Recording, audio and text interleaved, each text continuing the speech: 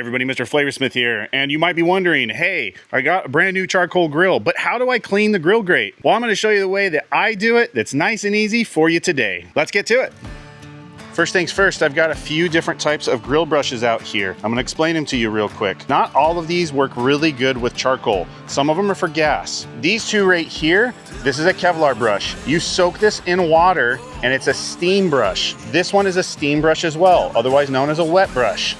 You soak this in water and then you go back and forth on the grill. Having the grill grate hot is essential to make these work because you need to break up all that sticky, gooey grill grate mess left behind from teriyaki sauce and all the cooking that you've been doing. This makes your grill look really pretty, but it really only works good, in my opinion, on gas grills because it will not put the flame out. Where if you use it with your charcoal, you'll just start really messing up your charcoal because the water dripping is gonna come off of here and really just kind of cool it off and make a big old mess of your charcoal grill. So I prefer not to use these on a charcoal grill. These are 3 different styles I like to use on a charcoal grill. First, we have a hot brush. This is a wire brush, okay? Everybody is pretty familiar with a wire brush. Now it's gotten really bad rap the last few years because if these wires come off and they get stuck on your grill grate and you ingest them in your food, you will get really, really sick. These can do some massive damage to your internal organs. I have a personal friend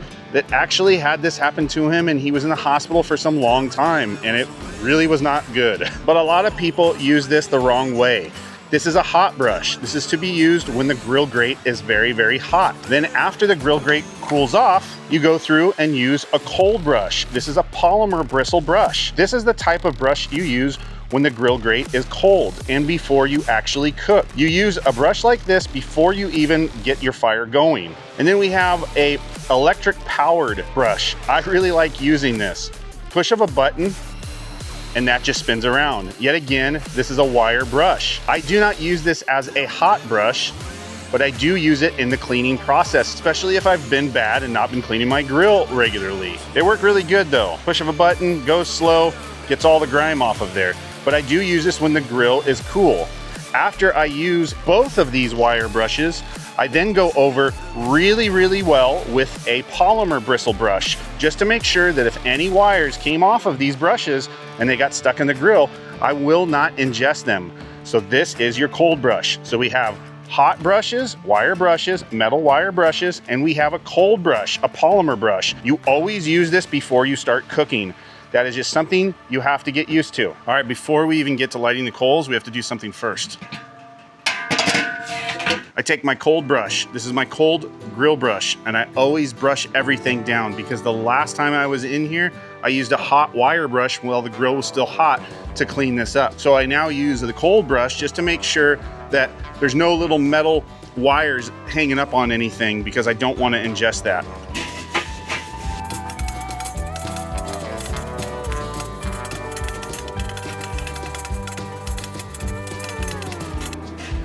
That's step 1, and I always do that before I light my coals.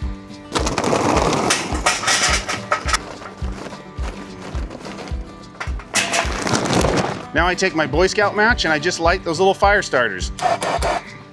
Lift up your chimney, light your fire starters.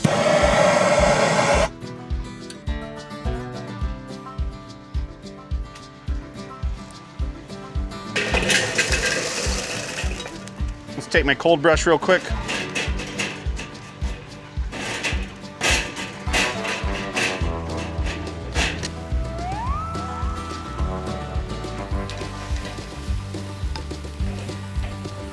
There we go. Woo-hoo! Flavoricious. Tri-tip steaks.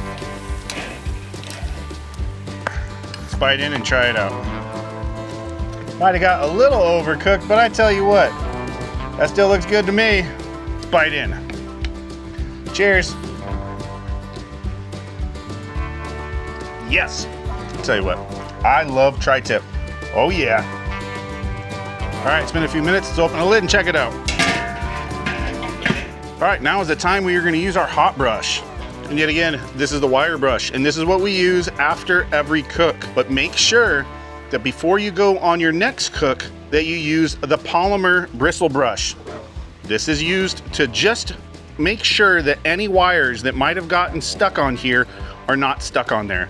It is very crucial that you use this brush after you use this one, but you can only use this when the grill is cool. So before every cook, I go through and I rub it vigorously to ensure that there's no bristles left over. Most hot brushes usually have a scrape on one side. Go for it.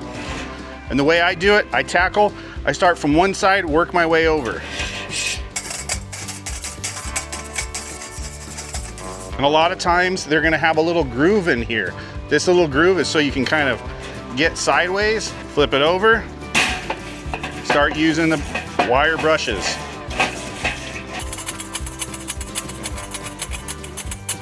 If it starts getting hot, put your glove on. And yet again, this is a wet brush. This is a wet brush. This one actually has kind of like a wiry bristle pad to it, and this one utilizes a Kevlar pad on it. You dunk them in water, in ice cold water, and then you immediately come over and you start scrubbing. Like I said, the reason why I don't like to use a wet brush or a steam brush over charcoal, it just makes everything real messy inside my kettle bowl or any other charcoal grill. It just makes everything real nasty in the very bottom area, making it hard to clean up. I like to have my stuff as clean, as dry as possible. I use these on my gas grills. And that's all there is really to it. Hey guys, I hope I helped you out and you learned the proper ways to use a hot brush and a cold brush and the true purposes of both of them. And you really need to use these together. If you have a better understanding and you got value out of this video, please do me a huge favor. Like this video and comment that you actually got value out of it or you didn't. This is for beginners, so guys out there that are pros, don't be too harsh on me. And please don't forget to subscribe to my channel. By subscribing to the channel, it helps me produce more valuable, flavorful content like this for you in the future. And until next time, live life of flavor.